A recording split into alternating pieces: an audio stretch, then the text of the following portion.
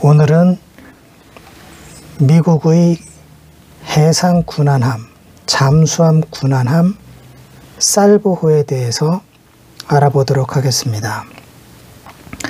살보호는 단순한 잠수함 군함이 아니고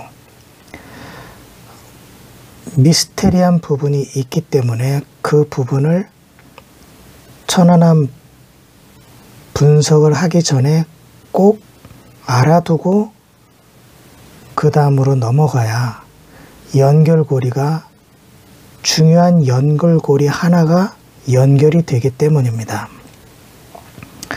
살보호는 천안함 침몰 당시에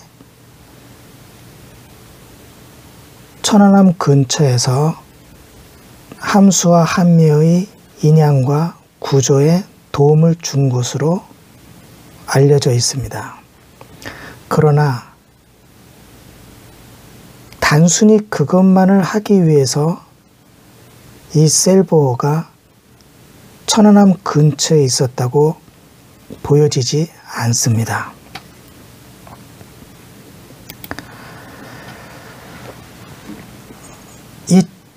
이 살보호에 대해서도 잘 모르고 그리고 여러 가지 의문이 있을 때 2010년 6월 28일에 한호성님이 이런 기사를 내보냅니다. 아무도 의심하지 않은 미국 해난구조함의 출현, 즉 이 해난구조함은 살보호를 의미합니다. 지금도 이 자료가 있으므로 인터넷 검색을 하시면 뜹니다. 이 기사의 주요 내용은 이겁니다. 이게 태평양 지도고 여기가 대한민국, 여기가 일본, 여기가 하와이입니다. 여기가 대한민국,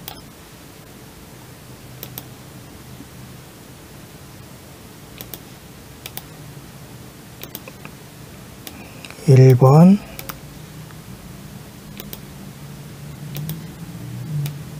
하와이. 한국에서는 매년 3월 전후로 해서 대규모의 한미연합훈련이 벌어집니다. 그럴 때마다 잠수함 훈련도 벌어지게 되는데 그때마다 일본의 미군 기지에서 세이프가드호라는 배가 잠수함 훈련에 참여를 했다고 합니다. 세이프가드호는 살보호와 똑같은 잠수함 군함입니다. 훈련 중에 문제가 있을 수도 있고 혹은 다른 이유로 참가를 했겠죠. 항상 그렇게 해왔다고 합니다. 그런데 2010년 3월 잠수함 추적 훈련에는 뜻밖에도 하와이의 주로 주둔하고 있는 살보호가 한국의 서해로 와서 훈련을 하고 세이프가드호는 여기에 머물러 있었다는 겁니다. 이게 중요한 내용 중에 하나입니다. 그럼 왜 가까이에 있는 세이프가드호가 오지 않고 하와이에 있는 이 먼 거리에서 한국의 잠수함 훈련에 살보호가 참가를 하였느냐, 이런 문제가 남습니다.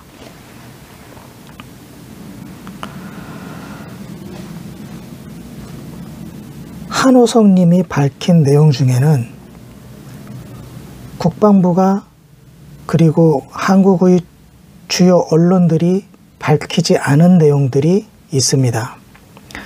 그 중에 하나는 조금 전에 설명드린 하와이에 주둔하고 있던 살보호가 드물게 특별하게 참가를 했다는 것이고,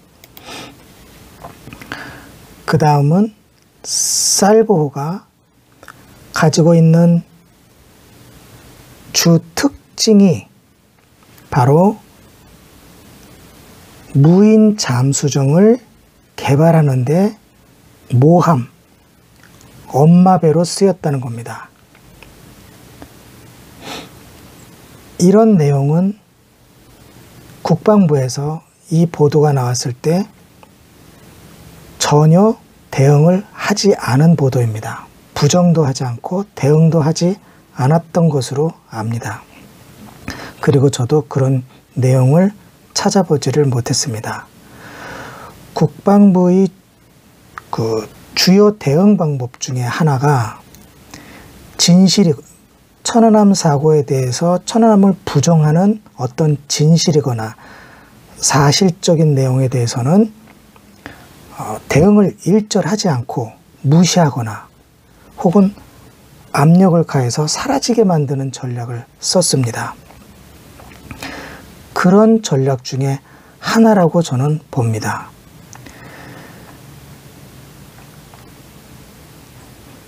이 아무도 의심하지 않은 미국 해난 구조함의 출현은 바로 이 두 가지가 매우 중요한 내용이고요. 그 다음에 하나는 바로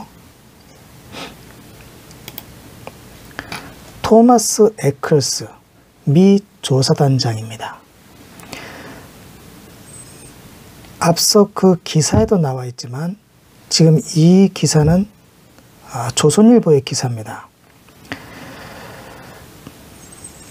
천안함 사고를 조사하기 위해서 미국 측에서 보낸 조사단장이 토마스 에클스입니다. 이 사람이요. 근데 이 사람이 잠수함 전문가이면서 동시에 중요한 내용이 하나가 있습니다. 즉 무인 잠수함 연구 책임자. 상당히 의미심장한 내용입니다. 천안함 사고가 났을 때 천안함을 조사하는데 조사단장으로 보낼 사람이 왜 하필 무인 잠수함 연구 책임자인 토마스 에클스였느냐.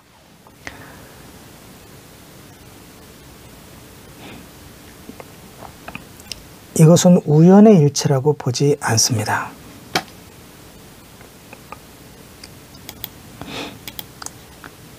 쌀보함과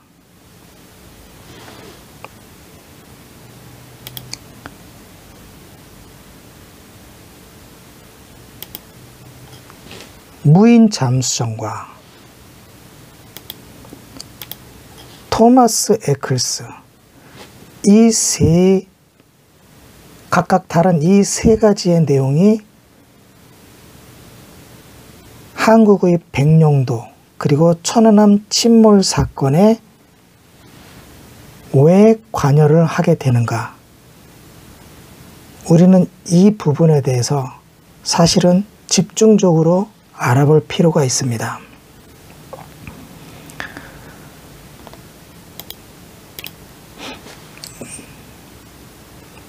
이 무인 잠수정, 자동으로 잠수함의 역할을 하는 이 무인 잠수정이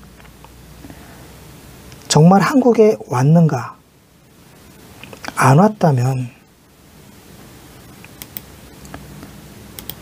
셀보호는 왜 세이프 가드호를 제치고 그 먼 하와이에서 왔는가? 또한 토마스 에클스, 즉 무인 잠수함 연구 책임자는 왜 미국 측의 조사단장으로 왔는가? 이 세 가지를 의문점을 가지고 천안함 사고에 접근을 해야 앞으로 분석을 하면서 드러날 중요한 연결고리 하나가 해결이 됩니다. 이 셋을 빼면 연결고리 하나가 빠져서 미궁에 빠지게 됩니다. 자, 여기까지 기억을 하고 다음으로 넘어가겠습니다.